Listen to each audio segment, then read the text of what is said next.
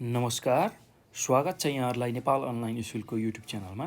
आज हामी कक्षा 10 को अनिवार्य सामाजिक अध्ययनको एसईमा 2074 सालमा मध्यपश्चिम विकास क्षेत्रमा सोधेको प्रश्न र त्यसको उत्तरहरू लिएर आएका छौँ र यसलाई हामी एसई सोल्युसन पनि भन्न सक्छौँ। एसई 2074 सालको मध्यपश्चिमाञ्चल विकास क्षेत्रमा आएको प्रश्नको ल भाइ बहिनीहरू, तपाईहरुले योभन्दा अघिका भिडियोहरुमा एसईमै 2074 सालमा सोधेको प्रश्नहरू हेरिसक्नु भएको छ।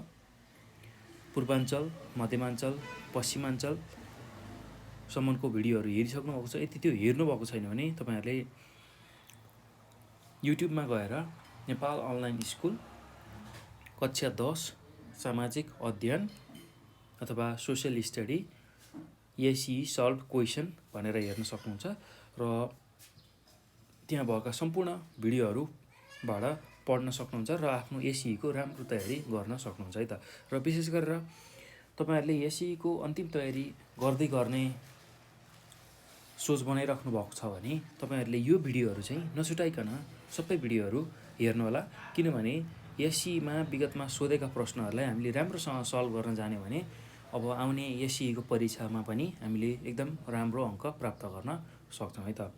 त्यसैले एसई मा विगतमा सोधेका प्रश्नहरू, नमुना प्रश्नपत्रहरू, त्यो सबै प्रश्नपत्रहरू चाहिँ तपाईहरुले राम्रोसँग चाहिँ सल्भ गर्न जान्नुभयो, सिक्नुभयो भने चाहिँ पक्कै पनि तपाईहरुले एसई को परीक्षा राम्रो गर्न सक्नुहुन्छ। ल, यति कुरा तपाईहरुको जानकारीलाई मैले गराएँ। अब यो पछाडि हामी हाम्रो प्रश्न र उत्तरहरू तर्फ जान्छौं है त। ल, अब पहिलो प्रश्न हाम्रो चाहिँ कहाँबाट गर्छौं भन्दा समूह कबाट। हामीसँग 3 वटा समूह छ, समूह क, समूह ख र समूह ग। समूह क मा हामीसँग 7 वटा प्रश्नहरू छ, जुन चाहिँ अति छोटो प्रश्न उत्तर अन्तर्गत पर्छ र जसले 1 अङ्क ल्याउनको लागि सहयोग गर्छ। त्यस्तै समूह ख मा हामीसँग 10 वटा प्रश्नहरू हुन्छ र प्रत्येक प्रश्नले चाहिँ 4 अङ्क ल्याउनको लागि सहयोग गर्छ। त्यसैगरी समूह ग मा हामीसँग 4 वटा प्रश्नहरू हुन्छ र प्रत्येक प्रश्नले हामीलाई 7 अङ्क ल्याउनको लागि सहयोग गर्दछ है त। ल, यति कुरा तपाईहरुलाई थाहा हुनु पर्यो। र अब यो पछि हामी समूह क बाट हाम्रो प्रश्न र उत्तरहरूलाई सुरु गर्दै अगाडि बढौँ है त। ल, प्रश्न नम्बर 1 मा के छ भन्दाखेरि मानव विकास सूचकाङ्कको अथवा सूचकाङ्कको आवश्यकता किन पर्दछ? एक वाक्यमा आफ्नो राय लेख्नुहोस् भनेर सोधेको छ। मानव विकास सूचकाङ्कको आवश्यकता किन छ त? त्यो कुरा एक वाक्यमा हामीले लेख्नुपर्ने छ। ल, अब जसलाई हामी ह्युमन डेभलपमेन्ट इन्डेक्स भन्छौँ, एचडिआई भन्छौँ, त्यो किन आवश्यक छ? त्यही कुरा हामीले यसको उत्तरमा लेख्नुपर्ने छ। अब यसको उत्तर कसरी लेख्न सकिन्छ भने राष्ट्र कति विकसित हो अथवा राष्ट्र विकसित हो या होइन त्यो छुट्याउन र नागरिकले कति सेवा सुविधा पाइरहेको छ भनी थाहा पाउन चाहिँ हामीले मानव विकास सूचकाङ्कको चाहिँ आवश्यकता पाउँछौँ है त। ल, त्यही कुरालाई हामी उत्तरको रूपमा लेख्दै छौँ प्रश्न नम्बर 1 को उत्तरमा। ल, यतापट्टि हामी उत्तरहरू मात्रै हेर्छौँ, उत्तरहरू। ल, प्रश्न नम्बर 1 को उत्तरमा मानव विकास सूचकाङ्कको आवश्यकता किन पर्छ भनेर हामीलाई प्रश्नले सोधेको छ। त्यसको उत्तरमा हामी के लेख्छौँ? राष्ट्र विकसित हो होइन भन्ने छुट्याउन र नागरिकले कति सेवा सुविधा पाइरहेको छ भनी थाहा पाउन मानव विकास सूचकाङ्कको आवश्यकता पर्छ। ल, त्यही कुरालाई लेखौँ। राष्ट्र विकसित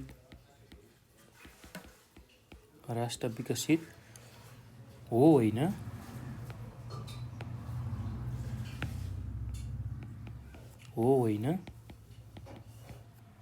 भनी छुट्याउन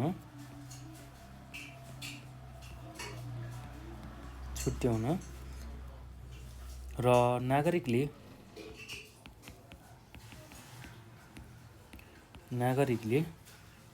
कति सेवा सुविधा पाइरहेको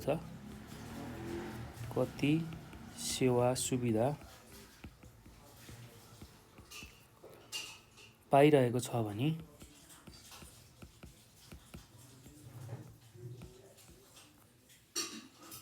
भनी थाहा पाउन मानव विकास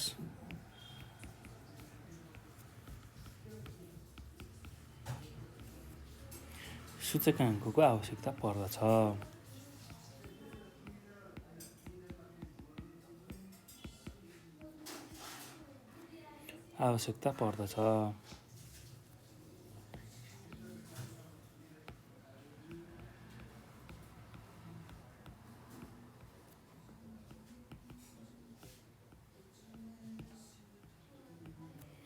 ल यो कुरा लेख्न सक्नुहुन्छ है त। अब प्रश्न नम्बर 2 मा जाउँ। प्रश्न नम्बर 2 मा के छ भन्दाखेरि राष्ट्रिय महत्त्वको आयोजना सफल पार्न के गर्नुपर्दछ, एक बुँदामा लेख्नुहोस् भनेर सोधेको छ। राष्ट्रिय महत्त्वको आयोजनालाई हामीले सफल बनाउन के चाहिँ काम गर्न सकिन्छ त भन्दाखेरि अब यसको उत्तरमा राष्ट्रिय महत्त्वको आयोजना सफल पार्न उपलब्ध स्रोत र साधनको अधिकतम प्रयोग गर्नु अत्यावश्यक छ भनेर हामीले उत्तरमा लेख्न सक्छौँ है त। ल त्यही कुरालाई लेखौँ। प्रश्न नम्बर 2 को उत्तरमा के लेख्न सकिन्छ भने राष्ट्रिय महत्त्वको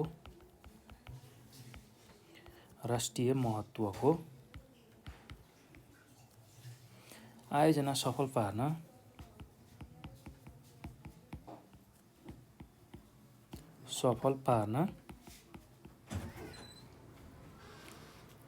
उपलब्ध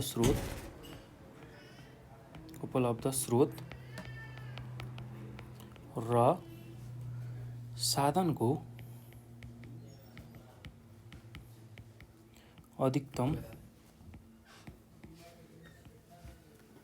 अधिकतम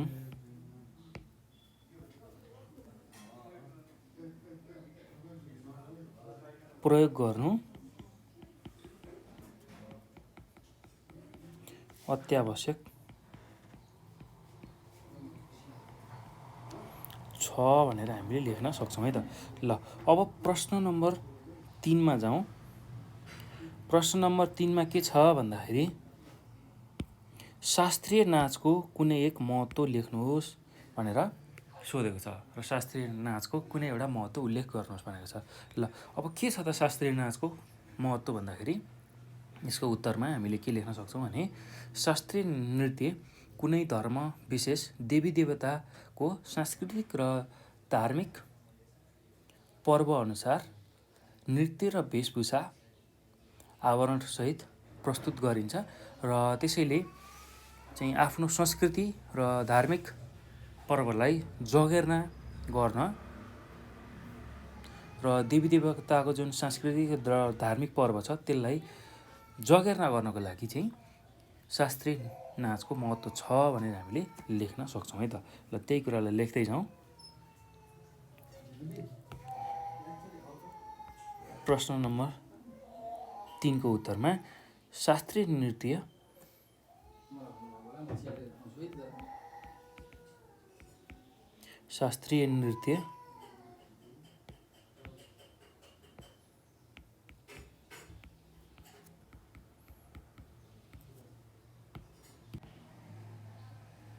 ल शास्त्रीय नृत्यको कुनै एउटा महत्त्व भनेको छ। शास्त्रीय नृत्यको एक महत्त्व। ल अब विशेष गरेर शास्त्रीय नृत्य गर्दाखेरि चाहिँ जुन देवी देवताले गर्ने खालको नृत्य त्यसलाई झल्काउने खालको चाहिँ नृत्य हुन्छ यो र सांस्कृतिक र धार्मिक पर्वअनुसार यसलाई चाहिँ विभिन्न वेशभूषामा चाहिँ विभिन्न आवरणसहित यो नृत्य प्रस्तुत गरिन्छ हो। त्यस्तो खालको महत्त्वपूर्ण नृत्यको चाहिँ के छ त महत्त्व भनेर हामीलाई प्रश्नले सोधेको छ। ल शास्त्रीय नृत्यको एक महत्त्व भनेको यसले हाम्रो मौलिक संस्कृतिको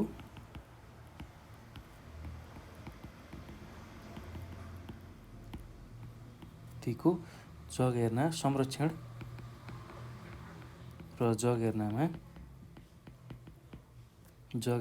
टेवा पुर्याउँछ।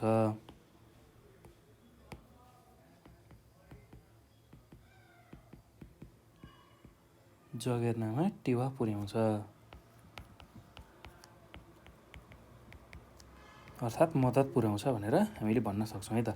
ल अब प्रश्न नम्बर 4मा जाउँ। प्रश्न नम्बर 4मा के छ भन्दाखेरि मानव बेचबिखन रोक्न विद्यालयले खेल्न सक्ने एउटा भूमिका लेख्नुहोस् भनेर सोधेको छ। ल मानव बेचबिखन गर्न चाहिँ विद्यालयले चाहिँ कसरी सघाउ पुर्याउँछ त्यही कुरा हामीले लेख्नुपर्ने छ। र यसको उत्तरमा के लेख्न सकिन्छ भने मानव बेचबिखन रोक्न विद्यालय तहबाटै विद्यार्थीहरूलाई यसका नकारात्मक असरहरूबारे सुसूचित गर्न सकिन्छ भनेर हामीले लेख्न सक्छौँ है त। ल प्रश्न नम्बर 4को उत्तरमा हामीले के लेख्न सक्छौँ भने मानव बेचबिखन रोक्न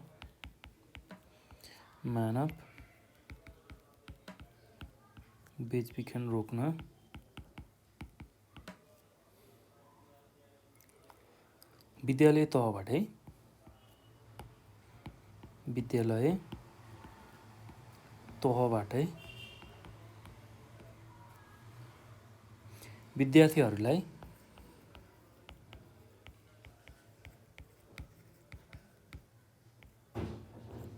विद्यार्थीहरूलाई यसका नकारात्मक असरहरूबारे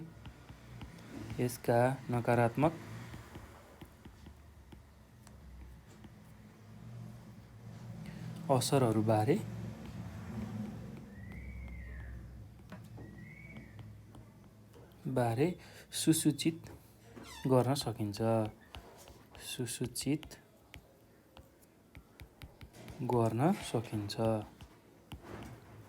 ल यो कुरा तपाईँहरूले लेख्न सक्नुहुन्छ है त। अब यो पछि अर्को प्रश्नमा जाउँ। प्रश्न नम्बर 5मा के सोधेको छ भन्दाखेरि 2063 जेठ 4 नेपालको इतिहासमा किन चर्चित छ कुनै एक कारण लेख्नुहोस् भनेर सोधेको छ। ल विशेष गरेर 2063 जेठ 4मा चाहिँ नेपालमा धर्मनिरपेक्षता चाहिँ घोषणा भएको थियो है त। त्यसैले यो दिन नेपालमा सधैँ चर्चित नै रहन्छ र चर्चित छ भनेर हामीले लेख्न सक्छौँ। ल 2063 जेठ 4मा चाहिँ नेपालमा के भएको थियो भन्दाखेरि धर्मनिरपेक्षता भएको थियो, त्यसको घोषणा भएको थियो है त। ल त्यही कुरा हामी अब उत्तरको रूपमा लेख्न सक्छौँ। प्रश्न नम्बर 5को उत्तरमा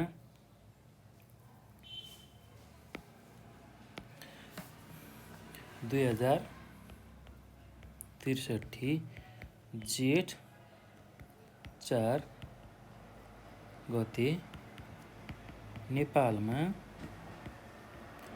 धर्मनिरपेक्षता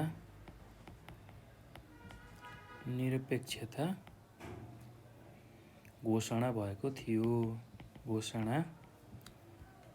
थियो।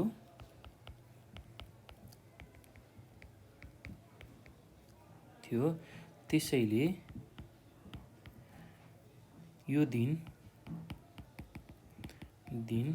नेपालको इतिहासमा चर्चित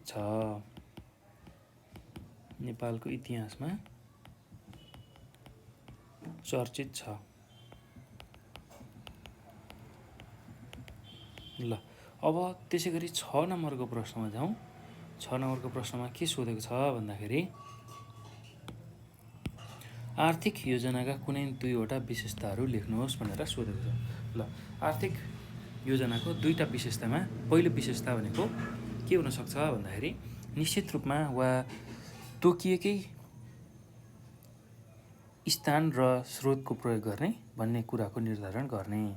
त्यस्तै दोस्रोमा समयमै विकास निर्माणका काम सकाउने लक्ष्य लिएको हो। यस्तो खालको विशेषता चाहिँ आर्थिक योजनाको हुन्छ है त। ल त्यही कुरालाई हामी उत्तरको रूपमा लेख्न सक्छौँ। प्रश्न नम्बर 6को उत्तरमा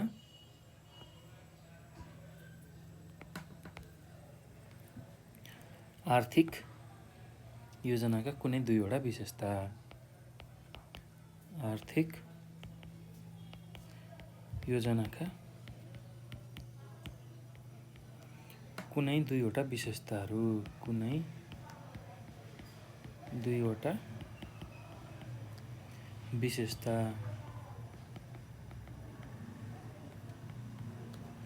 ल अब त्यसमा पहिलोमा लेख्नुहोस् निश्चित रूपमा वा तोकिएकै स्थान र स्रोतको प्रयोग गर्ने भन्ने कुराको निर्धारण हुन्छ।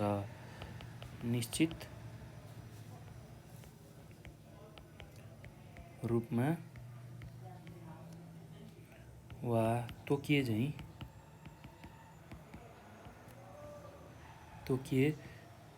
स्थान र स्रोतको प्रयोग गर्ने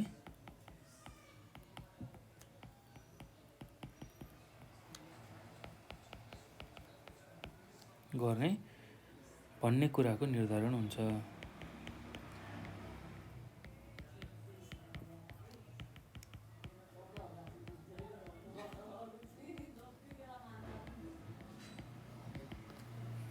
ल त्यस्तै दोस्रो मुद्दामा के लेख्न सक्नुहुन्छ भने समयमै विकास निर्माणका काम सकाउने लक्ष्य लिएको हुन्छ। समयमै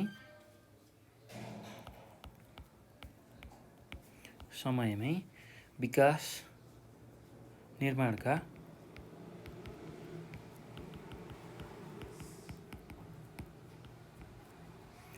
काम सकाउने लक्ष्य लिएको हुन्छ।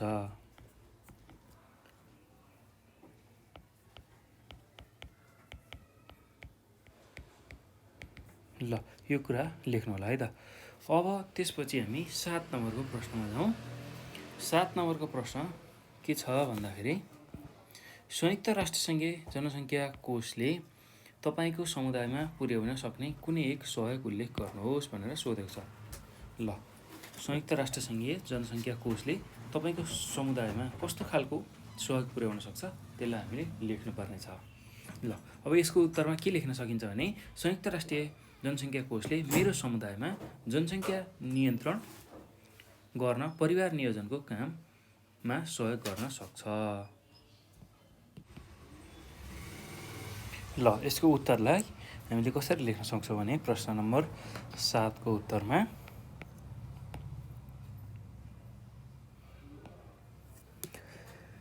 संयुक्त राष्ट्रसङ्घीय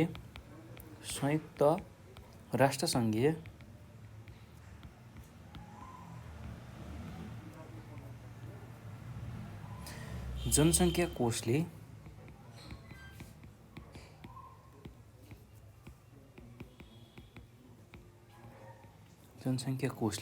मेरो समुदायमा जनसङ्ख्या नियन्त्रण गर्न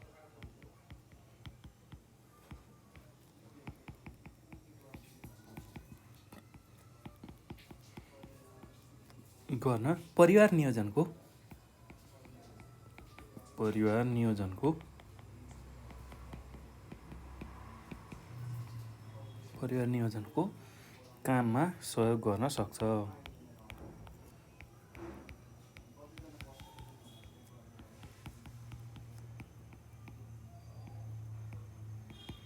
ल यही कुरालाई तपाईँहरूले लेख्न सक्नुहुन्छ है त।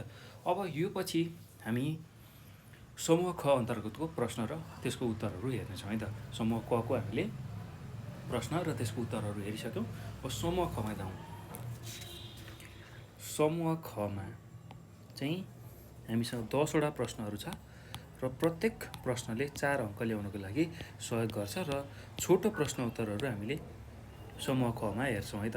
ल अब पहिलो प्रश्न के छ छोटो प्रश्न र उत्तरहरूको भन्दाखेरि 8 नम्बरमा सङ्घीयता देश विकासको आधारशिला हो, 4 बुँदामा आफ्नो तर्क दिनुहोस् भनेर सोधेको छ। ल एकदम सजिलो छ, केही गाह्रो छैन।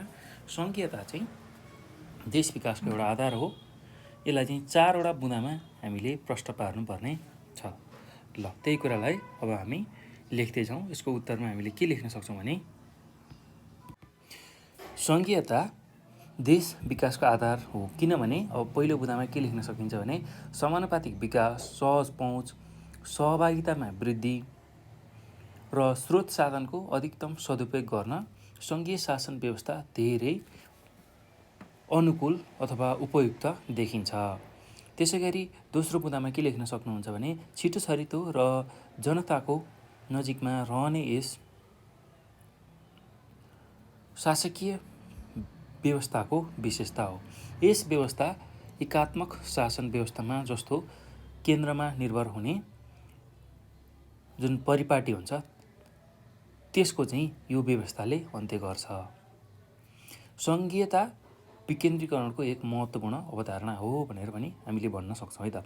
त्यस्तै अर्को बुँदामा के लेख्न सकिन्छ भने सङ्घीय शासन प्रणालीमा प्रान्तहरूबीच प्रतिस्पर्धा हुने, स्थानीय स्रोतमाथि आफ्नो प्रान्तको विकासका लागि अधिकतम प्रयोग गर्न चाहिँ अधिकार हुने हुन्छ, त्यो कुरा नि लेख्न सकिन्छ है त। त्यस्तै अब विभिन्न जात जाति, भाषा, धर्म, लिङ्ग र क्षेत्रका मानिसहरूको चाहिँ राज्यको विभिन्न तहका मानिसहरूको निश्चित सहभागिता गराएर समानुपातिक विकासको अवधारणा सङ्घीय शासन व्यवस्थाले अङ्गीकार गर्दछ पनि हामीले भन्न सक्छौँ है त। ल, यही कुराहरूलाई बुँदागत रूपमा हामी उत्तरको रूपमा लेख्दै जान्छौँ है त। ल, अब यसको उत्तर लेख्दै जाउँ। प्रश्न नम्बर हाम्रो समूह ख अन्तर्गतको उत्तरहरू अब हामी सुरु गर्दैछौँ। समूह ख अन्तर्गतको त्यसमा पनि 8 नम्बरको। ल, अब 8 नम्बरको प्रश्न के छ भने सङ्घीयता देश विकासको आधारशिला हो, 4 बुँदामा आफ्नो तर्क दिनुहोस् भनेको छ। ल, अब यसलाई मैले यसरी लेख्छु। सङ्घीयता देश विकासको आधारशिला हो, किनभने देश विकासको आधारशिला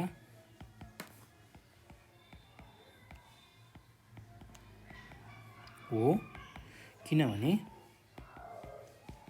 ल, अब यसलाई बुँदागत रूपमा हामी लेख्दै जाउँ है त। पहिलो बुँदामा के लेख्न सकिन्छ भने समानुपातिक विकास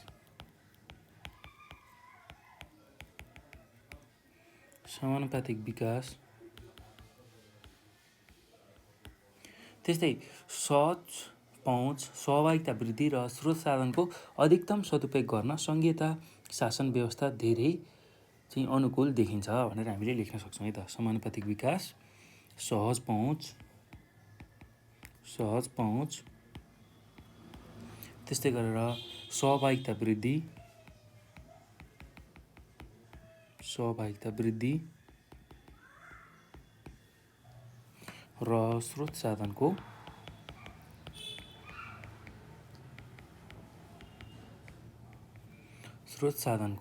अधिकतम सदुपयोग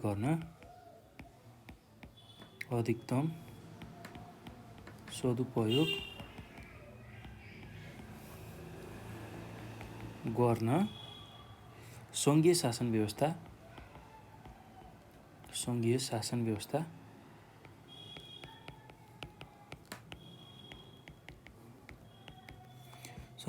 व्यवस्था धेरै अनुकूल देखिन्छ।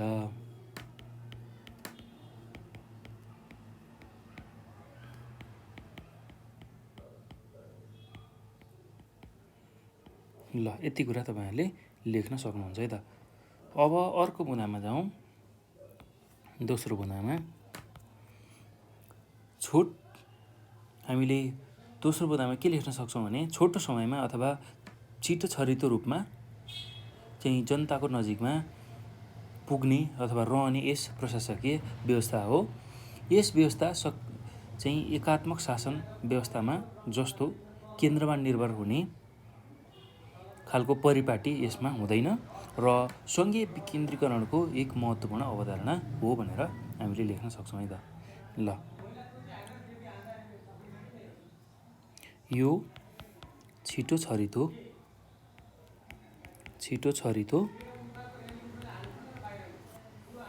र जनताको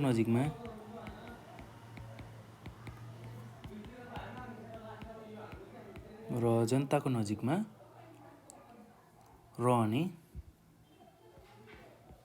रहने शासकीय व्यवस्था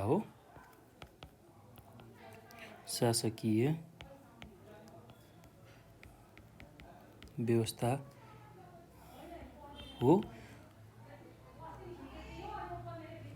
जसमा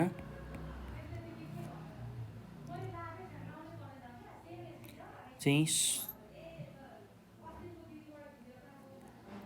सङ्घीय विकेन्द्रीकरणको अवधारणा हुन्छ भनेर हामीले लेख्न सक्छौँ है त।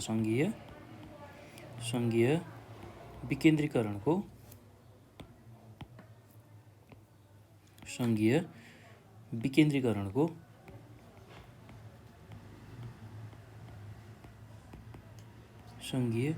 विकेन्द्रीकरणको अवधारणा हुन्छ।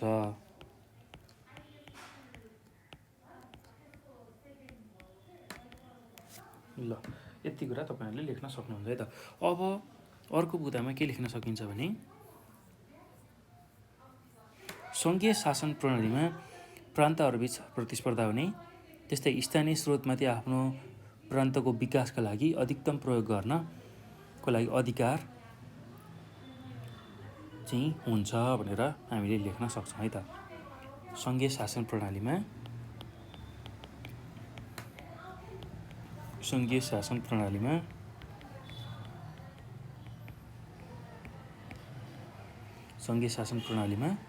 प्रान्तहरूबीच प्रतिस्पर्धा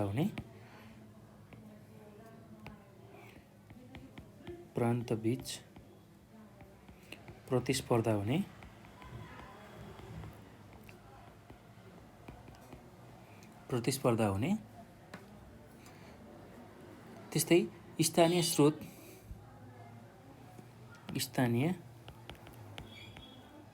स्रोतको अधिकतम प्रयोग हुने हुन्छ।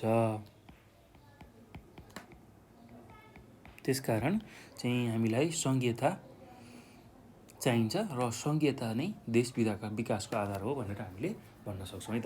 त्यस्तै अब अर्को बुदामा के लेख्न सकिन्छ भने विभिन्न जात जाति, भाषा, धर्म, लिङ्ग र क्षेत्रका मानिसहरूको राज्यको विभिन्न तहका मानिसहरूको निश्चित सहभागिता गराएर समानुपातिक विकासको अवधारणा चाहिँ सङ्घीय शासन व्यवस्थाले अङ्गीकार गर्दछ, त्यसलाई स्वीकार्छ भनेर हामीले लेख्न सक्छौँ है त। त्यस्तै अर्को बुदामा विभिन्न जात जाति, भाषा,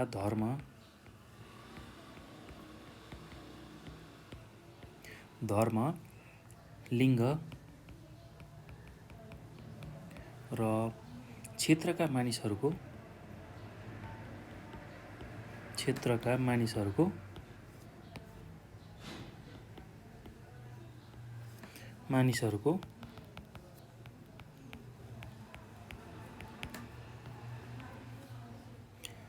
राज्यको विभिन्न तहका मानिसहरूमा राज्यको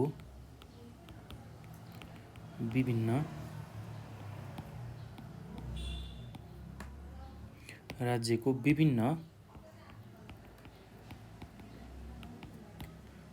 तहका मानिसहरूको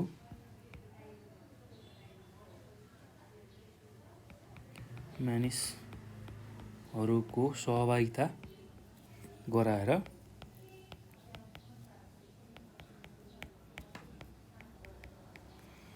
गराई समानुपातिक विकास अवधारणा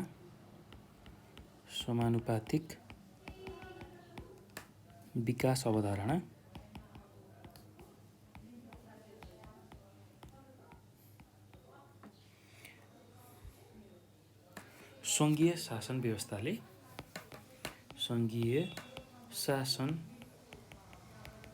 व्यवस्थाले अङ्गीकार गर्छ अर्थात् त्यसले स्वीकार्छ भनेर हामीले भन्न सक्छौँ है त। शासन व्यवस्थाले अङ्गीकार गर्छ। ल यति कुरा तपाईँहरूले यसको उत्तरमा लेख्न सक्नुहुन्छ है त। अब हामी अर्को प्रश्नमा जाउँ, प्रश्न नम्बर 8मा। प्रश्न नम्बर 8मा हामीले त्यसको समाधान गरिसक्यौँ। प्रश्न नम्बर 9मा जाउँ। ल मानव संसाधन र रोजगारीको अवसरका बीचमा सम्बन्ध देखाउनुहोस् भनेर सोधेको छ।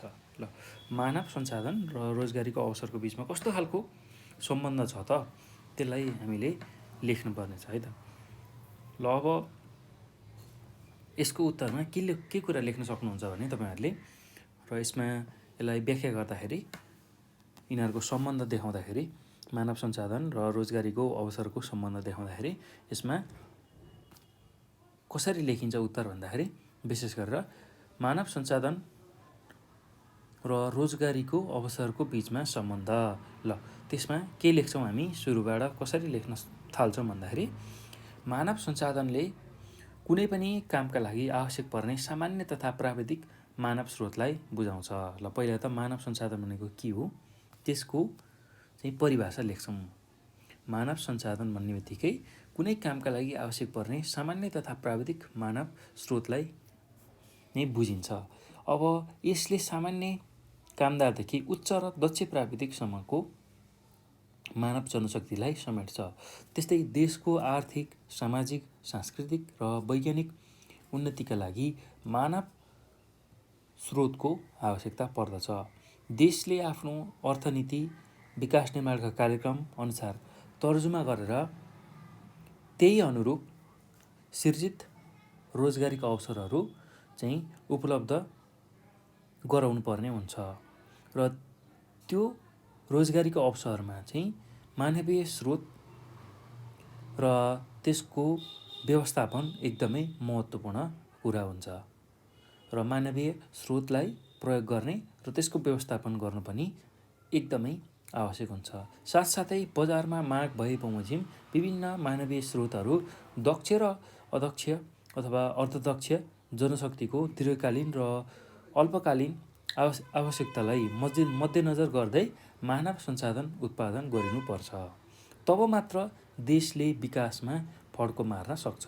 रोजगारी प्राप्त मानिसहरूले आफ्नो र परिवारको आवश्यकतालाई यसरी चाहिँ पुरा गर्न सक्छन् भनेर हामीले लेख्न सक्छौँ है त। ल यति कुरा चाहिँ तपाईँहरूले यसको उत्तरमा लेख्न सक्नुहुन्छ है।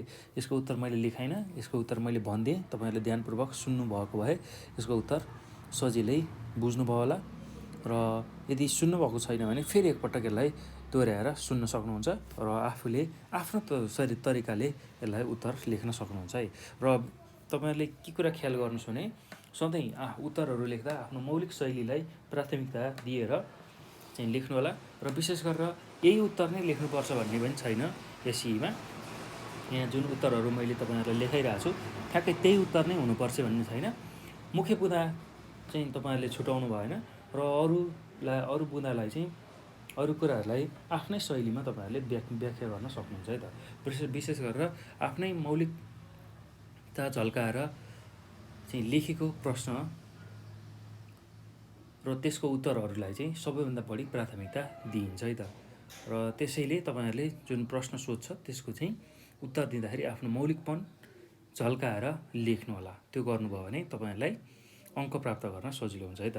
ल अब यो पछि हामी प्रश्न नम्बर 10मा जाउँ। प्रश्न नम्बर 10मा के छ भन्दाखेरि हाम्रा शास्त्रीय तथा लोक नृत्यहरू लोप हुने खतरामा रहेका छन्। तिनीहरूको संरक्षण र प्रवर्धन गर्न स्थानीय तहले के कस्तो भूमिका खेल्नुपर्छ?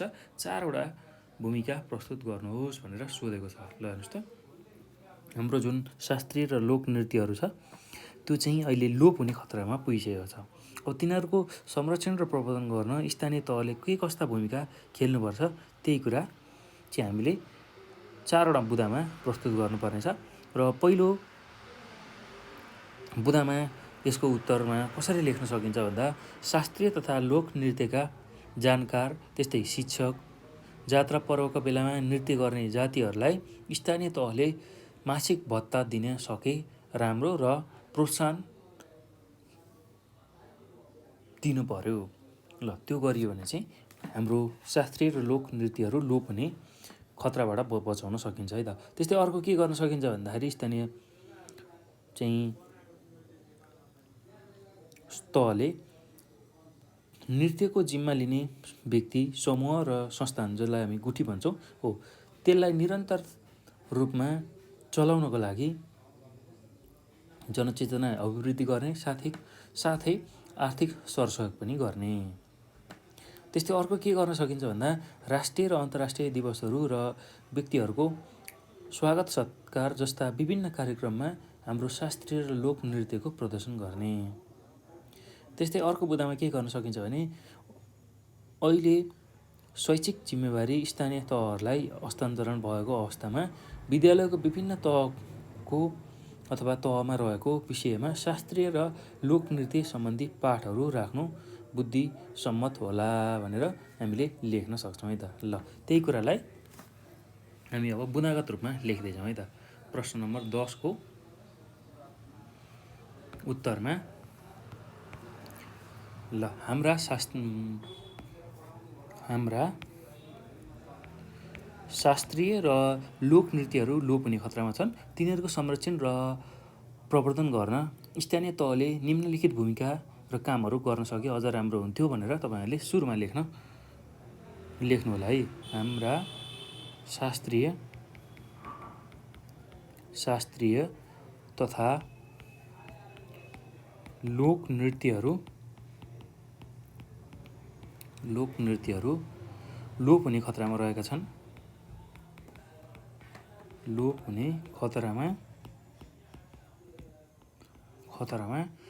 छन्।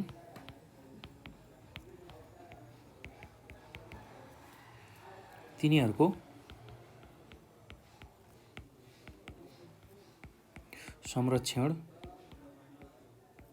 संरक्षण र प्रवर्धन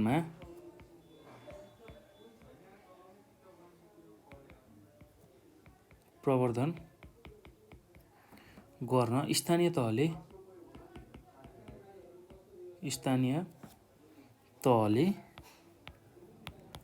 निम्नलिखित भूमिका र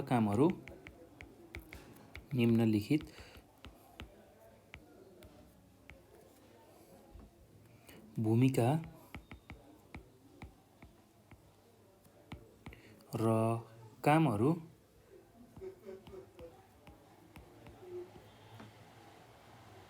गर्न सके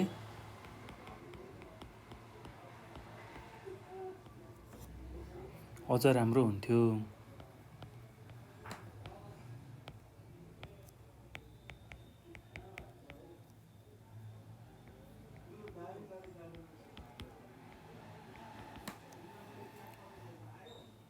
ल अब त्यसलाई बुदागत रूपमा लेख्दैछौँ है त। पहिलो कुरा के लेख्न सकिन्छ भने शास्त्रीय तथा लोकनृत्यका जानकार शिक्षक जात्रा पर्वको बेलामा नृत्य गर्ने मानिसहरू अथवा जातिहरूलाई स्थानीय तहले मासिक भत्ता दिन सके राम्रो र प्रोत्साहन प्राप्त हुन्थ्यो। ल त्यही कुरालाई लेखौँ। शास्त्रीय तथा लोक नृत्यका जानकार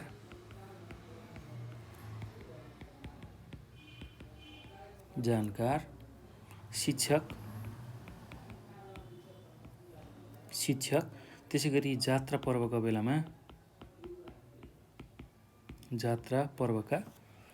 बेला नृत्य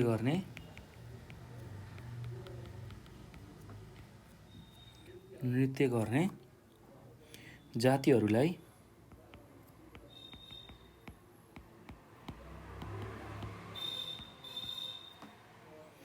स्थानीय तहले मासिक भत्ता दिन सके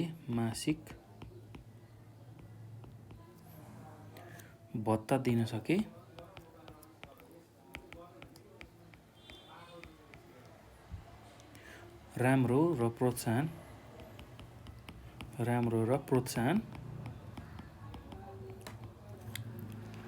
प्राप्त हुन्थ्यो। ल पहिलो बुदामा यति लेख्न सक्नुहुन्छ। दोस्रो बुदामा के लेख्न सक्नुहुन्छ भने नृत्यको जिम्मा लिने व्यक्ति, समूह र संस्था अथवा गुठीलाई निरन्तरताको लागि जनचेतनामा अभिवृद्धिका साथै आर्थिक सरसहयोग गर्ने। ल त्यो कुरा नि लेखौँ। नृत्यको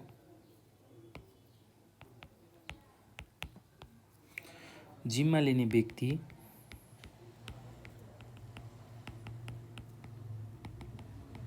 लिने व्यक्ति, समूह र संस्था त्यस्तै गरी गुठीलाई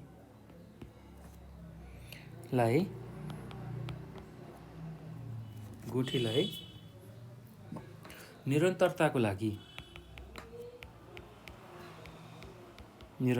लागि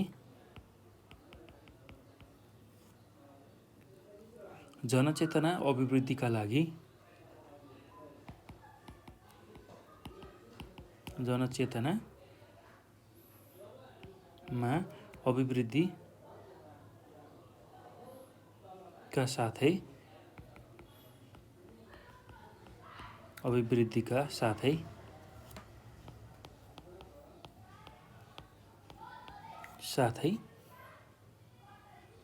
आर्थिक सरसहयोग गर्ने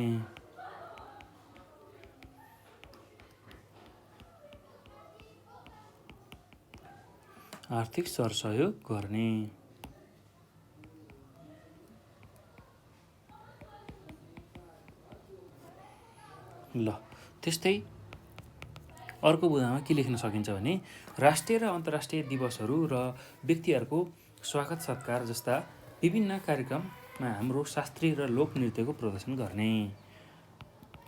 ल त्यो कुरा नि लेख्न सकिन्छ। राष्ट्रिय र अन्तर्राष्ट्रिय दिवसहरू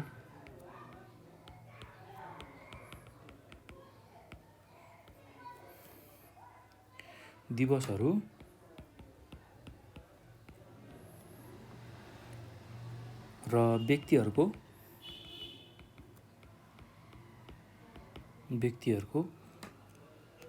स्वागत सत्कार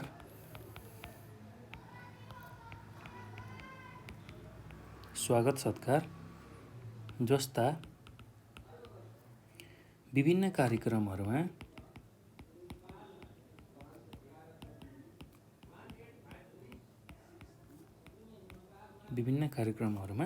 हाम्रो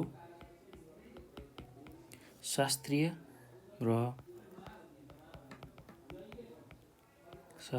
र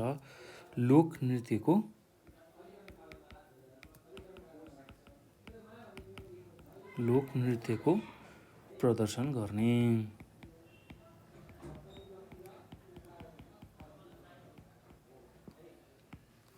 ल त्यस्तै अर्को बुँदामा के लेख्न सक्नुहुन्छ भने अहिले शैक्षिक जिम्मेवारी स्थानीय तहहरूलाई हस्तान्तरण भएको अवस्थामा विद्यालयको विभिन्न तहमा रहेका विषयहरूमा शास्त्रीय र लोकनृत्य सम्बन्धी पाठहरू राख्नु बुद्धिमानी होला।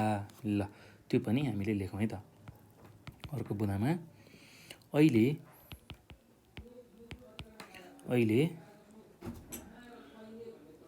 शैक्षिक जिम्मेवारी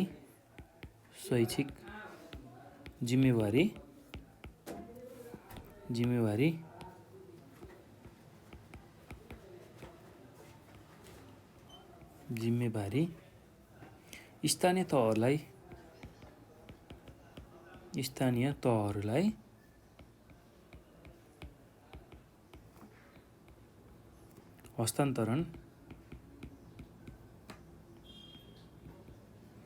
हस्तान्तरण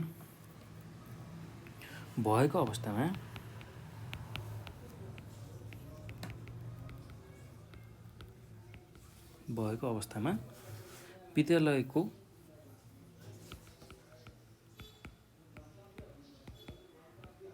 विद्यालयको विभिन्न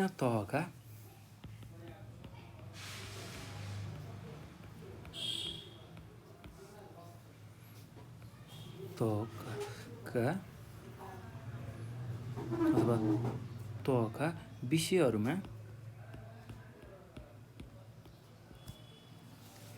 चाहिँ शास्त्रीय र लोकनृत्य सम्बन्धी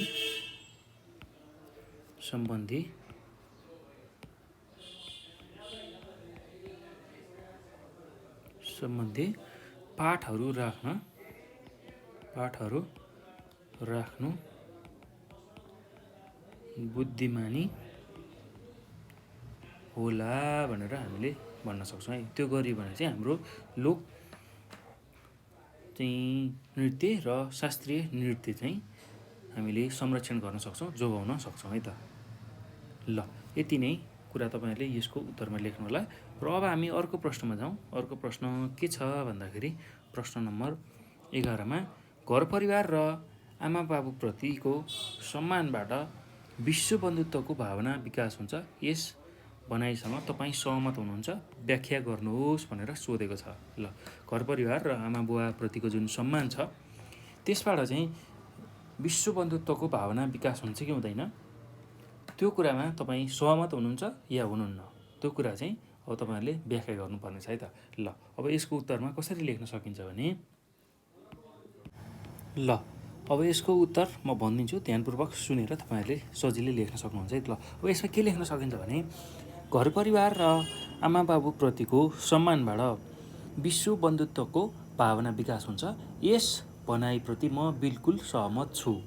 जस्तो घर परिवार र आमा बुवा बिचमा हामीले जस्तो सञ्चार, त्यस्तै गरेर आपसी सहयोग र सहृदयको सम्बन्ध कायम राख्छौँ, त्यस्तै गरेर विश्व बन्धुत्वको भावना पनि त्यसबाट विकसित हुँदै आउँछ र विश्व बन्धुत्वको भावना हुन पनि यी कुराहरू चाहिँ आवश्यक पर्छ भनेर हामीले सुरुमा लेख्न सक्छौँ है त। त्यस्तै यो एक प्रकारले मानवीय स्वभाव, गुण र विशेषता जस्तै नै हो। परिवार र आमाबुवाका लागि हामी धेरै त्याग गर्न सक्छौँ। पीडा, रिस, लडाइँ झगडा सहन र गर्न सक्छौँ। त्यस्तै सुखी आनन्दी जीवनका लागि परिश्रम गर्न सक्छौँ। यदि विश्व बन्धुत्वको भावनालाई सम्प्रेषित गर्ने, विकास गर्ने र अनुसरण गर्ने हो भने हामीले माथि उल्लेख गरिएको जुन मानवीय गुणहरू छ त्यसलाई आत्मसात गर्न सक्नुपर्छ। आफूले अरूलाई सम्मान गरे पो अरूबाट हामीले सम्मान पाउँछौँ र सम्मानको आशा राख्न पनि सक्छौँ। आफै इमान्दार नभएको अवस्थामा अरूबाट आदर सत्कार, सत्य र इमान्दारीको आशा गर्नु मूर्खता सिवाय केही होइन। यस्तो परिस्थितिमा विश्व बन्धुत्वको भावना पनि विकास कदापि हुन सक्दैन। हामीले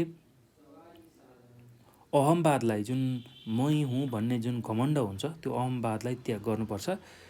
त्यसैले मानव जातिको समृद्धि र सुखी जीवनको चाहिँ आधार तयार गर्छ। यसबाट शान्ति छाउँछ। अत विश्वमा शान्ति कायम गर्न विश्व बन्धुत्वको अपरिहार्यता छ। जब सबै मानिसहरूमा विश्व बन्धुताको भावना हुन्छ, त्यहाँ द्वन्द्व हुँदैन, राग हुँदैन र त्यहाँ केवल शान्ति मात्र हुन्छ भनेर यसरी मिलाएर, आफ्नो भाषा मिलाएर तपाईँहरूले यसको उत्तर लेख्न सक्नुहुन्छ है त। ल, एकदम सहज छ, त्यस्तो गाह्रो केही पनि छैन र विशेष गरेर यो भाषिक विषय भएको हुनाले यस्तो खालको तर्क सोद्धाखेरि आफ्नो भाषा अनुकूल तपाईँहरूले आफ्नो प्रस्तुति दिन सक्नुहुन्छ, आफ्नो उत्तरहरू लेख्न सक्नुहुन्छ है। यसमा ठ्याक्कै यही नै हुनुपर्छ भन्ने केही नै छैन, यो पछि यही नै लेख्नुपर्छ भन्ने त्यस्तो हार्ड एन्ड फास्ट रुल केही पनि छैन र त्यस्तो नियम पनि केही छैन है। यस्तो खालको भाषिक विषयमा त्यस्तो खालको म्याथमा गरे जस्तो त्यही यो स्टेप पछि यही स्टेप गर्नुपर्छ भन्ने त्यस्तो खालको नियम केही पनि छैन। आफ्नो तरिकाले तपाईँहरूले यसलाई व्याख्या गर्न सक्नुहुन्छ। कुन चाहिँ शब्द चयन गर्दा सबैभन्दा राम्रो र सान्दर्भिक जस्तो देखिन्छ त्यस्तो खालको शब्द चयन गरेर तपाईँहरूले सजिलै लेख्न सक्नुहुन्छ है त।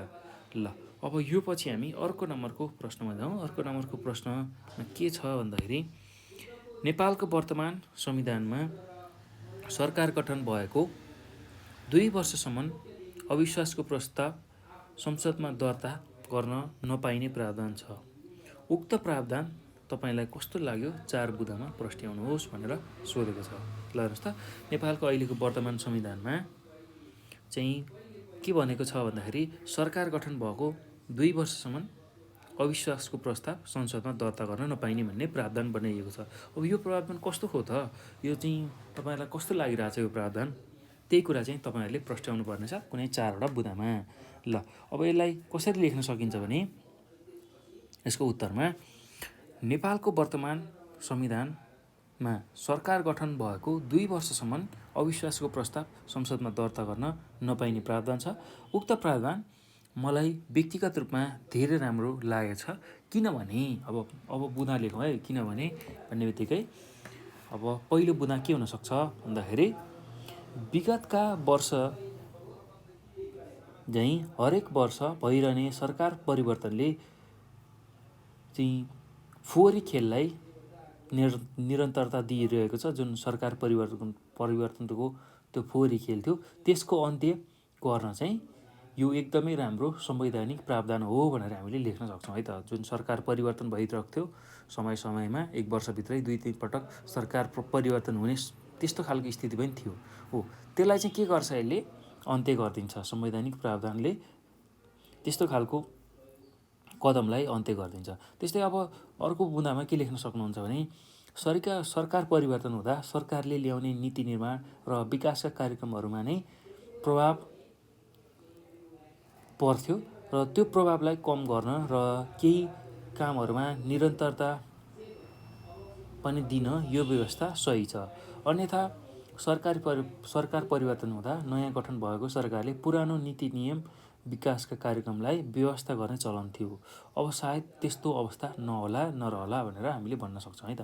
त्यस्तै अर्को के बुँदा लेख्न सकिन्छ भने सरकार परिवर्तन भइरहँदा धेरै सङ्ख्यामा सरकारी कार्यालयहरूमा कर्मचारीहरूको सरुवा हुने गर्दछ। अब छिटो कार्यालयका अथवा छिटो जुन सरुवा हुने त्यस्तो खालको जुन परिपाटी थियो त्यो परिपाटीको अन्त्य हुन्छ र छोटो कार्यकालका सरकार भएमा त्यसले राष्ट्रलाई दीर्घकालीन असर पुर्याउने हुन्थ्यो। अब त्यो प्रावधान पनि हट्दैछ है त।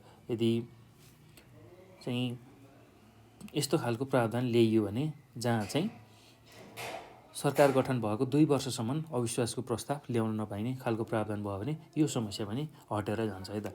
अब अर्को के लेख्न सकिन्छ भने अर्को बुँदामा यो प्रावधानसँगै अवसर पाएका राजनीतिक पार्टीहरू र नेताहरूलाई मूल्याङ्कन गर्न पनि सजिलो हुन्छ।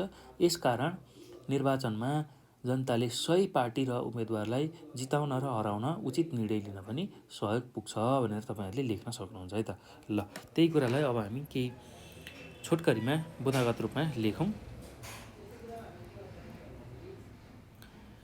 ल, अब प्रश्न नम्बर 12 को उत्तरमा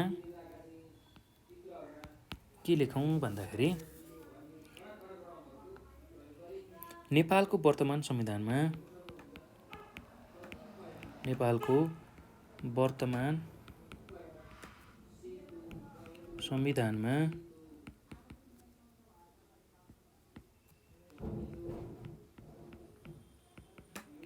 सरकार गठन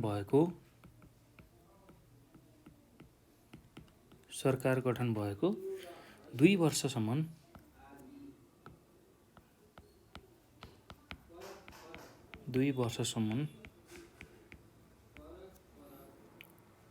अविश्वासको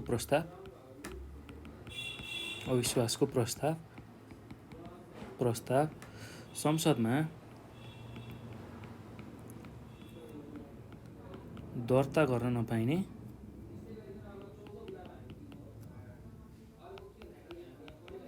नपाइने प्रावधान छ।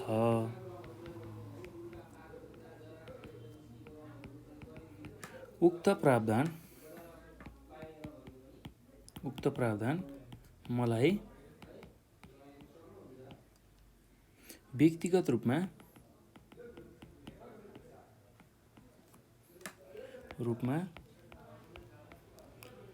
धेरै राम्रो लागेको छ।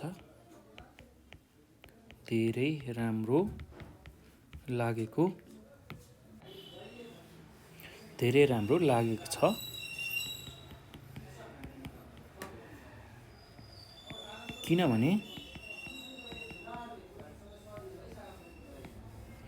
ल, अब पहिलो बुँदामा के लेख्न सक्नुहुन्छ यसको कारणमा विगतका वर्ष झैँ हरेक वर्ष भइरहने सरकार परिवर्तनको फोहोरी खेललाई अन्त्य गर्न राखिएको संवैधानिक प्रावधान हो। ल, हेर्नुहोस् त, विगतका वर्षमा झैँ हरेक वर्ष भइरहने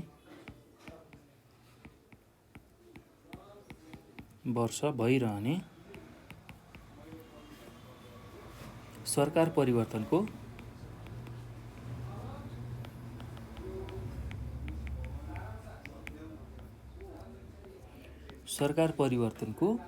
फोहोरी खेललाई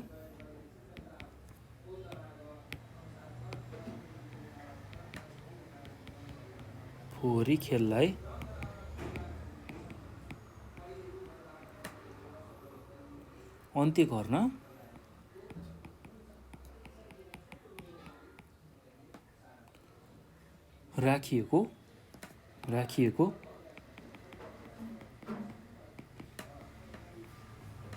राखिएको संवैधानिक प्रावधान हो।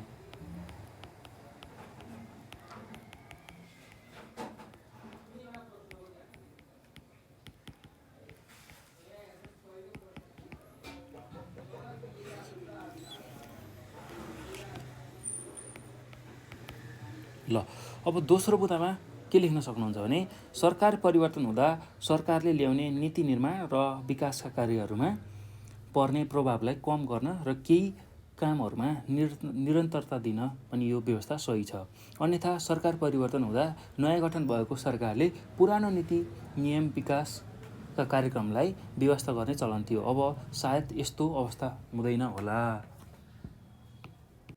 ल त्यही कुरालाई हामी लेखौँ। सरकार परिवर्तन हुँदा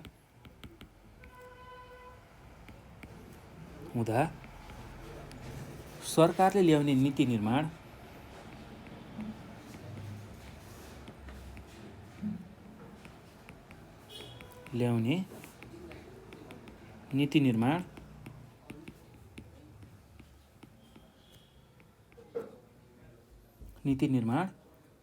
र विकासका कार्यक्रमहरूमा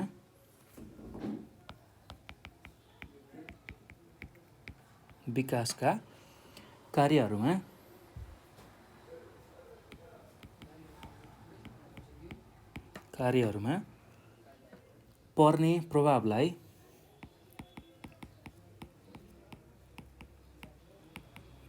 प्रभावलाई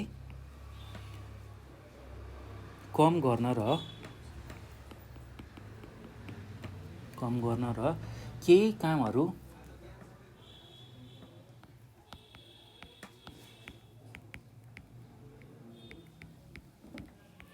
कामहरूमा निरन्तरता पनि दिन यो व्यवस्था सही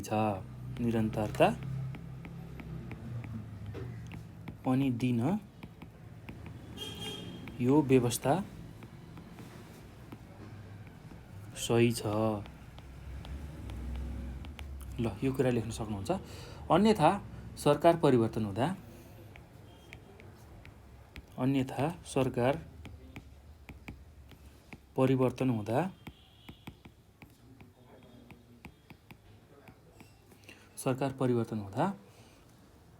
नयाँ गठन भएको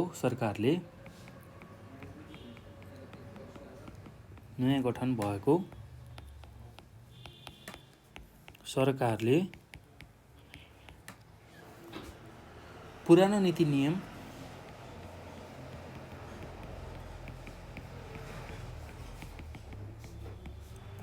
नियम को विकास कार्यक्रमलाई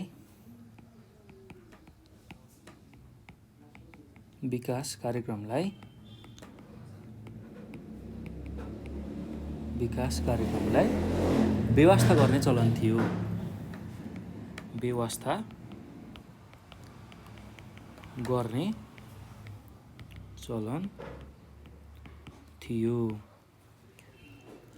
अब सायद त्यस्तो अवस्था नहोला।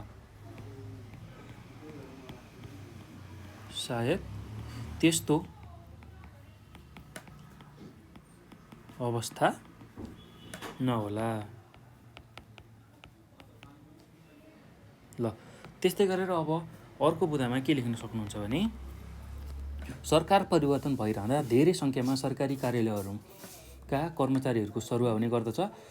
अब छोटो कार्यकालका सरकार भएमा त्यसले राष्ट्रलाई दीर्घकालीन असर पुर्याउँछ। यस्तो समस्याको समाधानका लागि पनि यो प्रावधान राम्रो छ भनेर हामीले लेख्न सक्छौँ है त। सरकार परिवर्तन भइरहँदा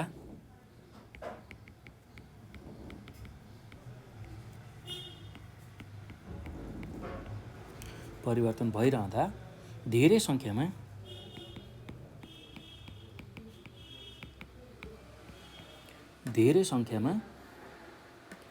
सरकारी कार्यालयका कर्मचारीहरूको सरकारी कार्यालयका कर्मचारीहरूको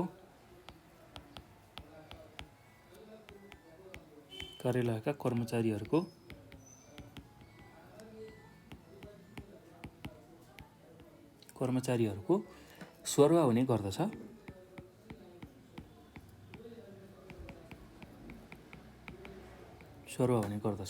अब छोटो कार्यकालका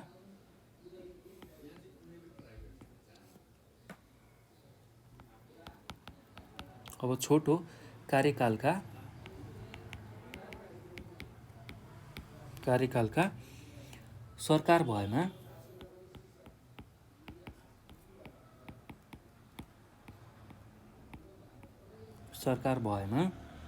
त्यसले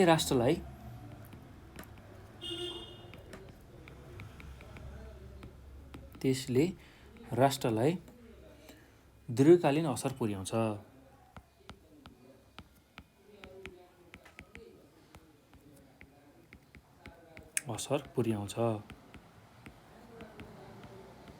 ल त्यसपछि अब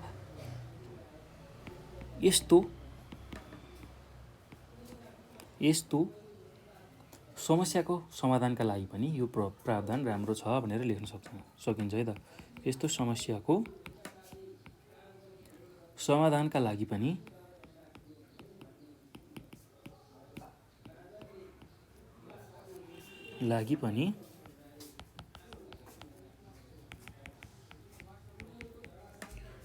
यो प्रावधान राम्रो छ।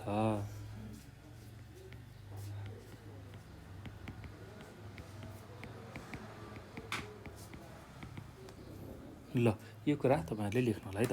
अब अर्को बुँदामा के लेख्न सकिन्छ भने यो प्रावधानसँगै अवसर पाएका राजनीतिक पार्टीहरू र नेताहरूलाई मूल्याङ्कन गर्न सजिलो हुन्छ। यसकारण निर्वाचनमा जनताले सही पार्टी र उम्मेदवारलाई जिताउन र हराउन उचित निर्णय लिन सहयोग गर्छ।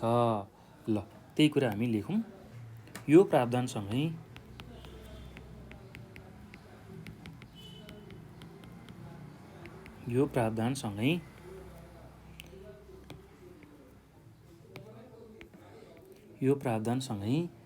अवसर पाएका राजनीतिक पार्टीहरू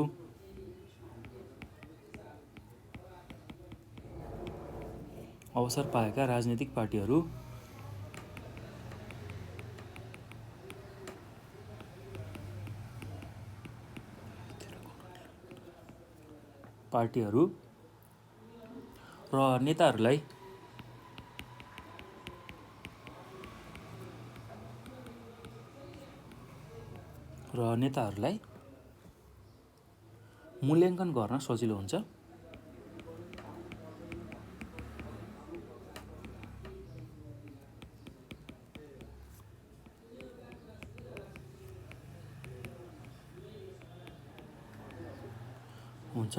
यसकारण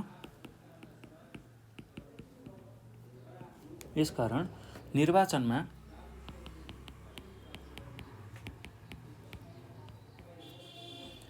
जनताले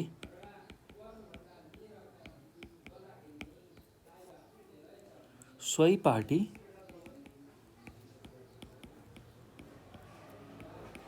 र उम्मेदवारलाई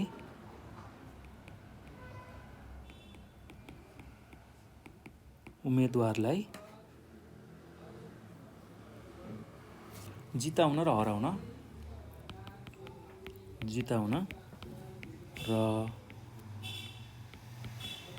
हराउन उचित निर्णय लिन सहयोग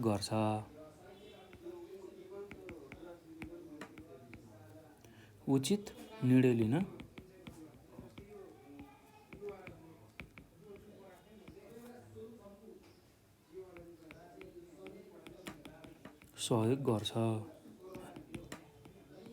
ल यति कुरा तपाईहरुले यसको उत्तरमा लेख्न सक्नुहुन्छ है त। अब यो पछि हामी अर्को प्रश्नमा जाउँ। अर्को प्रश्न के छ भन्दाखेरि तपाईले नेपालको कुनै भौगोलिक क्षेत्रको भ्रमण गर्नुभएको होला, त्यसका बारेमा निम्नानुसार ढाँचामा छोटो प्रतिवेदन तयार पार्नुहोस् भनेर सोधेको छ। ल अब यहाँ प्रतिवेदन हामीले तयार गर्नुपर्ने छ। कस्तो खालको भन्दाखेरि कुनै भौगोलिक क्षेत्रको भ्रमणको र त्यसमा के कुराहरू चाहिँ तपाईँहरूले पाउनुभयो, भेटिएका तथ्यहरू त्यो समावेश गर्नु छ। त्यो भ्रमण गर्नुको उद्देश्य के थियो, त्यहाँ कस्तो खालको विधिहरू प्रयोग भएको थियो र त्यो निष्कर्षबाट के पाउनुभयो, त्यो भ्रमणबाट चाहिँ के निष्कर्ष पाउनुभयो, त्यो कुरा हामीले समावेश गरेर एउटा प्रतिवेदन तयार गर्नुपर्ने छ। ल अब कुनै भौगोलिक क्षेत्र तपाईँहरूले भ्रमण गर्न सक्नुहुन्छ, त्यसमा जे पनि पर्न सक्छ है त। त्यो भ्रमण क्षेत्र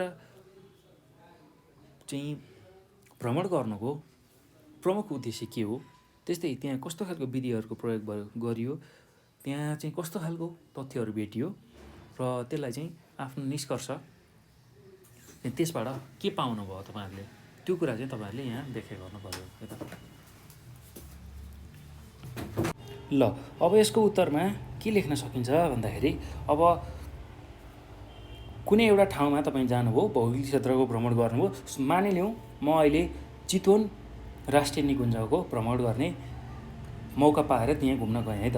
अब त्यो ठाउँमा मैले के कुराहरू देख्छु, त्यस्तै त्यहाँ जानुको उद्देश्य, त्यस्तै त्यहाँको विधि, त्यहाँ भेटिने कुराहरू र त्यसको निष्कर्ष म लेख्दै जान्छु है त। ल अब यही प्रश्नको उत्तर लेखौँ हामी। 13 नम्बरको प्रश्नको उत्तरमा के लेख्न सकिन्छ भने, मैले अघिल्लो वर्ष मात्रै तराईमा अवस्थित चितवन राष्ट्रिय निकुञ्जको भ्रमण गर्ने अवसर पाएको थिएँ। चितवन राष्ट्रिय निकुञ्जको भ्रमण गर्ने अवसर पाएको थिएँ। अब उक्त भ्रमणमा आधारित भएर सोधिएका प्रश्नहरूको जवाफ। ल अब पहिलोमा उद्देश्य कस्तो खालको थियो उद्देश्य भन्दाखेरि, भ्रमणको उद्देश्य विस्तृत रूपमा फुर्सदिलो समयको चाहिँ सृजनात्मक उपयोग गर्न, त्यहीँको प्राकृतिक सौन्दर्यको अनुभव बटुल्ने अनि त्यहाँको वन्यजन्तुबारे केही जानकारी प्राप्त गर्ने आदि इत्यादि, यस्तो खालको चाहिँ उद्देश्य थियो। त्यस्तै अब भ्रमणको विधिमा कसरी चाहिँ भ्रमण त्यहाँ गरिएको थियो भन्दाखेरि, भ्रमण पूर्व नै विभिन्न पाठ्य सामग्रीहरू, त्यहाँको लागि चाहिने किताब, पत्र पत्रिका र इन्टरनेटमा मैले चितवन राष्ट्रिय निकुञ्जको बारेमा जानकारी सङ्कलन गरेको थिएँ। यसका अलावा निकुञ्जको जुन निकुञ्जले उपलब्ध गराउने जुन सन्दर्भ सामग्रीहरू छ, आफ्नो निकुञ्जको बारेमा जुन लेखिएको साना पुस्तकहरू, पर्चाहरू हुन्छ, त्यस्तै गरेर त्यहाँको कर्मचारीहरू, स्थानीय मानिस र सुरक्षा गार्डसँगको कुराकानी चाहिँ फाइदाजनक भयो भनेर हामीले लेख्न सक्छौँ है त। ल त्यसबाट चाहिँ त्यो आफ्नो जुन भ्रमण गर्न गएको थियो, त्यो भ्रमणको लागि त्यसले चाहिँ थप सहयोग पुर्यायो भनेर लेख्न सकिन्छ है त। अब भेटिएका तथ्यहरू, त्यहाँ चाहिँ कस्ता खालका तथ्यहरू भेटिएका थिए भन्दाखेरि, नेपालकै पहिलो यो राष्ट्रिय निकुञ्ज चाहिँ 932 चाहिँ किलोमिटर क्षेत्रफलमा फैलिएको थियो। 932 वर्ग किलोमिटर क्षेत्रमा फैलिएको थियो। त्यस्तै यहाँ विश्वमै दुर्लभ मानेको एकसिङे गैँडा पाइएको थियो अथवा पाइन्छ भनेर हामीले लेख्न सक्छौँ। त्यस्तै यहाँ पाइने जनावरहरूमा हात्ती, गोही, पाटेबाघ, सालक, धनेश र मयूर प्रमुख हुन् भनेर यस्तो खालको चाहिँ भेटिएको तथ्यहरू तपाईँले लेख्न सक्नुहुन्छ है त। ल त्यस्तै गरेर अब निष्कर्ष, हामीलाई निष्कर्ष सोधेको छ, अन्तिममा निष्कर्ष पनि लेख्नुपर्ने छ। र निष्कर्षमा के लेख्न सकिन्छ भने, सन् 1984मा संयुक्त राष्ट्र सङ्घको विशेषकृत संस्था युनेस्कोले यस निकुञ्जलाई विश्व सम्पदा सूचीमा समावेश गरे अनुसार चितवन राष्ट्रिय निकुञ्ज कति महत्त्वपूर्ण छ भन्ने कुरा महसुस गर्न सकिन्छ।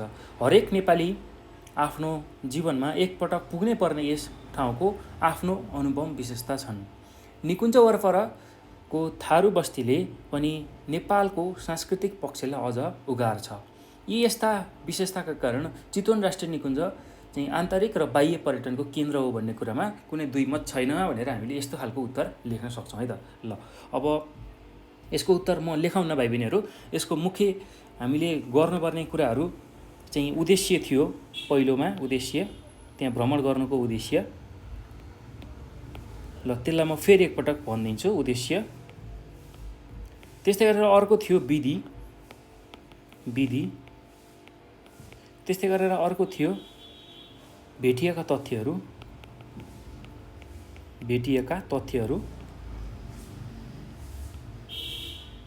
त्यस्तै गरेर अर्को थियो निष्कर्ष। ल मानिलौँ तपाईँहरू चाहिँ चितवन राष्ट्रिय निकुञ्ज पुग्नुभयो, कुनै एउटा नेपालको भौगोलिक क्षेत्रको भ्रमण गर्दाखेरि चितवन राष्ट्रिय निकुञ्ज पुग्नुभयो, अब त्यो बारेमा हामीले त्यसको उद्देश्य, विधि, भेटेका तथ्य र निष्कर्ष त्यही कुरालाई लेख्नुपर्ने हुन्छ। र मैले चाहिँ अहिले चितवन राष्ट्रिय निकुञ्जको बारेमा तपाईँहरूलाई व्याख्या गरेँ। यदि तपाईँहरूले चाहिँ अन्य कुनै ठाउँ घुम्नुभएको छ र त्यहाँको बारेमा तपाईँहरूलाई थाहा छ, त्यहाँको उद्देश्य के थियो, त्यस्तै गरी त्यहाँ कुन विधिबाट त्यहाँ पुग्नुभयो, त्यहाँ के कुराहरू भेट्नुभयो र त्यसको निष्कर्ष चाहिँ तपाईँहरूलाई थाहा छ भने तपाईँहरूले त्यो कुरा उत्तरमा लेख्न सक्नुहुन्छ। यही उत्तर लेख्नुपर्छ भन्ने छैन। आफूले जानेर घुमेको छ, जुन ठाउँ घुमेको छ त्यो ठाउँको बारेमा तपाईँहरूले धेरै कुराहरू चाहिँ थाहा पाइसक्नुभएकै हुन्छ र त्यही कुराहरूलाई तपाईँहरूले लेख्न सक्नुहुन्छ है त। ल यस्तो खालको प्रश्नको उत्तर एउटै हुन्छ भन्ने छैन, सबैको भिन्न भिन्न हुन्छ। र अहिले चाहिँ मैले चितवन राष्ट्रिय निकुञ्जको बारेमा भनेँ। ल मैले चाहिँ चितवन राष्ट्रिय निकुञ्ज घुम्दाखेरि, त्यहाँ अब घुम्ने अवसर पाउँदाखेरि त्यो भ्रमणमा आधारित भएर चाहिँ त्यसको उद्देश्य, विधि, भेटिएका तथ्य र निष्कर्षको बारेमा यहाँ चर्चा गरेको है त।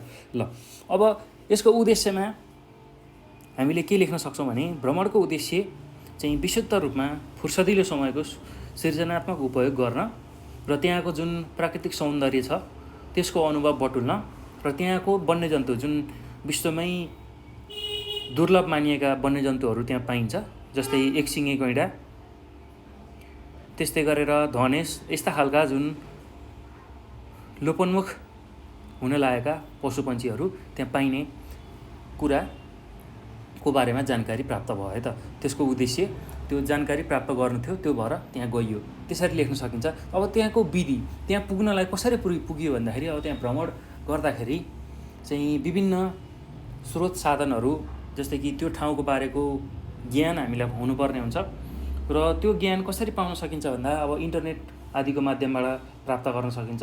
त्यस्तै पाठ्य सामग्रीहरू हुन्छन्, त्यहीँको लागि बनाइएका पाठ्य सामग्रीहरू, त्यस्तै गरी पत्रपत्रिका र त्यही निकुञ्ज अथवा अब मैले चितवन राष्ट्रिय निकुञ्ज छिरेँ भने त्यहाँको उनीहरूले एउटा सानो किताब जस्तो गाइड, त्यो निकुञ्जको बारेमा सानो गाइड जस्तो कुराहरू देखाएका हुन्छन्, दिएका हुन्छन् र त्यस्तै गरी त्यहाँ बस्ने जुन सुरक्षा गार्ड, त्यहाँको स्थानीय मानिस, कर्मचारीहरूसँग कुरा गरेर पनि त्यहाँ धेरै कुराहरू जानकारी लिन सकिन्छ है त। ल त्यो कुरा पनि समेट्न सक्नुहुन्छ। अब भेटिएका तथ्यमा के कुराहरू भेटिए भन्दाखेरि अब चितवन राष्ट्रिय निकुञ्ज चाहिँ 932 वर्ग किलोमिटर क्षेत्रफलमा फैलिएको, त्यस्तै यहाँ चाहिँ विश्वकै दुर्लभ मानिएको एकसिङे गैँडा पाइने, त्यस्तै अन्य जनावरहरू चाहिँ हात्ती, त्यसै गरी गोही, पाटेबाघ, सालक, धनेश, मयूर, यस्ता खालका जनावरहरू पाइने, त्यो कुरा भेटिएको तथ्यमा लेख्न सक्नुहुन्छ। र निष्कर्षमा चाहिँ अब त्यो जुन निकुञ्ज छ त्यो निकुञ्जको एउटा महत्त्व भएर नै हामीले त्यो ठाउँलाई घुम्ने, भ्रमण गर्ने गर्छौँ र त्यही उद्देश्य पूर्ति गर्नको लागि जुन एउटा उसको आफ्नो विशेषता हुन्छ, त्यो विशेषतालाई अनुभव गर्न, त्यहाँ भएका चिजहरूलाई आफूले हेर्न, बुझ्नको लागि हामी भ्रमण गरिरहेका हुन्छौँ। हो त्यही चिज चाहिँ अब निष्कर्षको रूपमा हामीले लेख्न सक्छौँ है त। अब यसरी सन् 1984मा संयुक्त राष्ट्र सङ्घको विशेषकृत संस्था जुन चाहिँ युनेस्को भनेर भन्छौँ, हो त्यसले चाहिँ विश्व सम्पदा सूचीमा चाहिँ यसलाई राखेको थियो, चितवन राष्ट्रिय निकुञ्जलाई। अब त्योबाट नै यसको महत्त्व कति छ भन्ने कुरा हामीले महसुस गर्न सकिन्छ र हरेक नेपालीले एकचोटि पुग्नै पर्ने ठाउँ छ, किनभने त्यहाँ प्राकृतिक सौन्दर्यता त्यस्तो खालको छ त्यहाँ र दुर्लभ जीवजन्तुहरू त्यहाँ हेर्न पाइन्छ। त्यो कुरा हामीले लेख्न सक्छौँ र निकुञ्ज वरपर रहेको जुन थारू बस्ती छ त्यसले चाहिँ छुट्टै संस्कृतिलाई झल्काउन, नेपालको सांस्कृतिक पक्षलाई झल्काउन अझ मद्दत गर्छ र यी यस्ता विशेषताका कारण चाहिँ चितवन राष्ट्रिय निकुञ्ज आन्तरिक र बाह्य पर्यटनको लागि एकदमै राम्रो छ भनेर यसरी निष्कर्षको रूपमा लेख्न सकिन्छ है त। ल अब तपाईँहरूले यही लेख्दा पनि हुन्छ उत्तर, र अन्य यस्तै खालको तपाईँहरूले आफूले भ्रमण गरेको ठाउँहरूको बारेमा यसै गरी उद्देश्य, विधि, भेटिएका तथ्य र निष्कर्ष लेख्न सक्नुहुन्छ है त। ल अब यो पछि हामी अर्को प्रश्नमा जाउँ। अर्को प्रश्न के छ भन्दाखेरि प्रश्न नम्बर 14मा कारण दिएर स्पष्ट पार्नुहोस् भनेर सोधेको छ। ल अब पहिलो क नम्बरमा के सोधेको छ भन्दाखेरि भूमध्य सागरीय हावापानीको क्षेत्रलाई संसारको बगैँचा भनिन्छ। त्यस्तै गरी दोस्रोमा के सोधेको छ भन्दाखेरि सामुद्रिक दूरताले हावापानीमा प्रभाव पार्दछ भनेर सोधेको छ। ल अब यसको उत्तर हामीले कसरी लेख्न सक्छौँ भने अब यहाँ हामीलाई कारण दिनुपर्ने छ र पहिलोमा के छ, भूमध्यसागरीय हावापानीको क्षेत्रलाई संसारकै बगैँचा भनिन्छ। ल अब यसको कारणमा किनभने भनेर अब यसबाट उत्तर लेख्न सकिन्छ है त। किनभने यस ठाउँमा संसारमा उत्पादन हुने जुन 70% रसिलो रसयुक्त फलफुलहरू उत्पादन हुन्छ।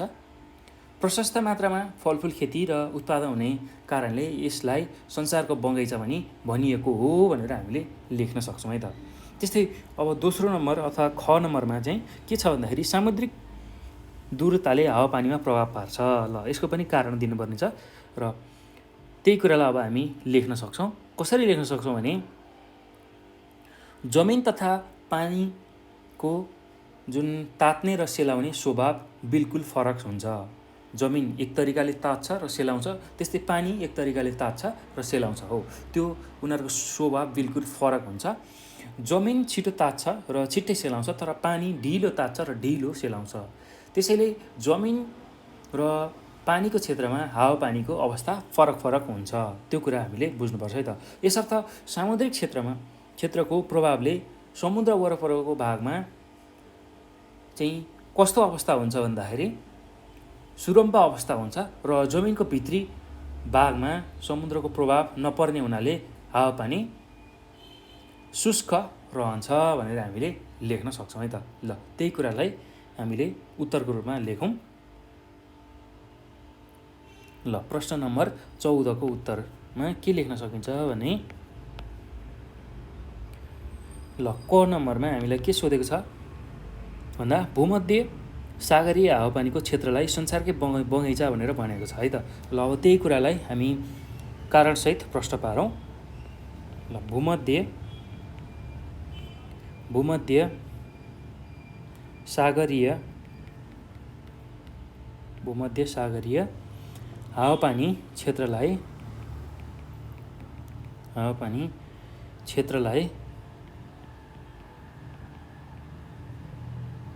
संसारको बगैँचा भनिन्छ। संसारको बगैँचा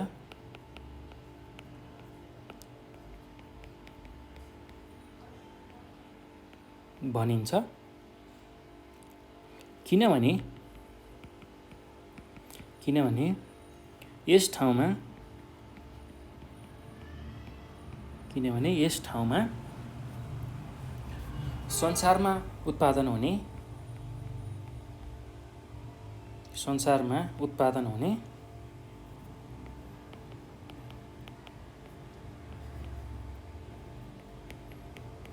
उत्पादन हुने 70%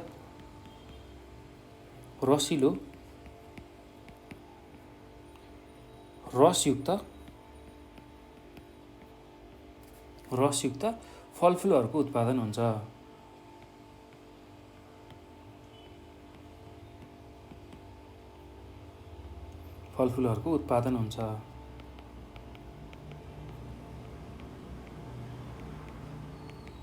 ल अब प्रशस्त मात्रामा फलफुल खेती र उत्पादन हुने कारणले यसलाई संसारको बगैँचा भनिएको हो भनेर लेख्न सकिन्छ है त। प्रशस्त मात्रामा फलफुलको खेती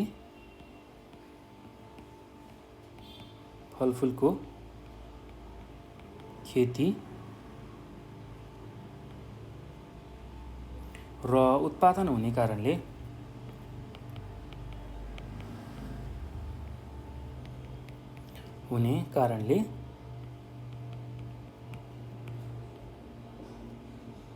यसलाई संसारको बगैँचा भनिएको हो। यसलाई संसारको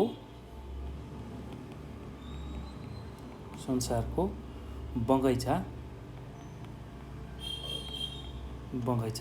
भनिएको हो। ल यति कुरा लेख्न सक्नुहुन्छ है त। अब ख नम्बरमा जाउँ। ख नम्बरमा के सोधेको छ भन्दाखेरि सामुद्रिक दूरताले हावापानीमा प्रभाव पार्दछ भनेर भनेको छ। ल अब त्यसलाई कसरी लेख्न सकिन्छ भने जमिन तथा पानीको जुन तात्ने र सेलाउने स्वभाव बिल्कुल फरक हुन्छ। जमिन छिटो तात्छ, त्यस्तै छिट्टै सेलाउँछ, तर पानी चाहिँ ढिलो तात्छ, ढिलो सेलाउँछ। अब यसले जमिन र पानीको क्षेत्रमा हावापानीको अवस्थालाई फरक पार्छ। अब यसर्थ सामुद्रिक क्षेत्रको प्रभावले समुद्र वरपरको जुन भागमा चाहिँ सुरप्प अवस्था बनाउँछ भने जमिनभित्रको भागमा समुद्रको प्रभाव नपर्ने हुनाले हावापानी शुष्क रहन्छ भनेर हामीले लेख्न सक्छौँ है त।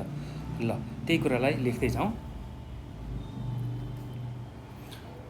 जमिन र पानीको तात्ने र सेलाउने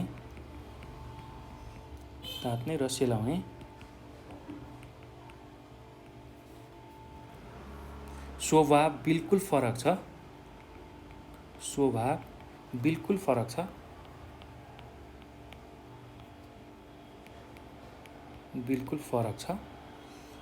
जमिन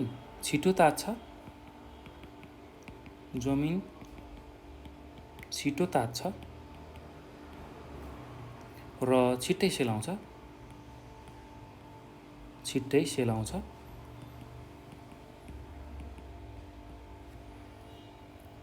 तर पानी ढिलो तात्छ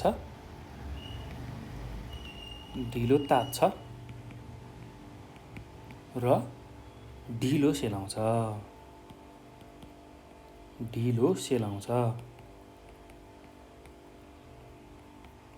ल अब यसैले जमिन र पानीको क्षेत्रमा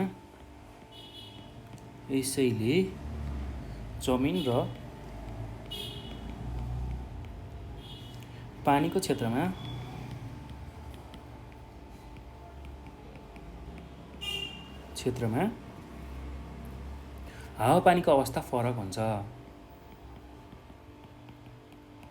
हावापानीको अवस्था फरक हुन्छ।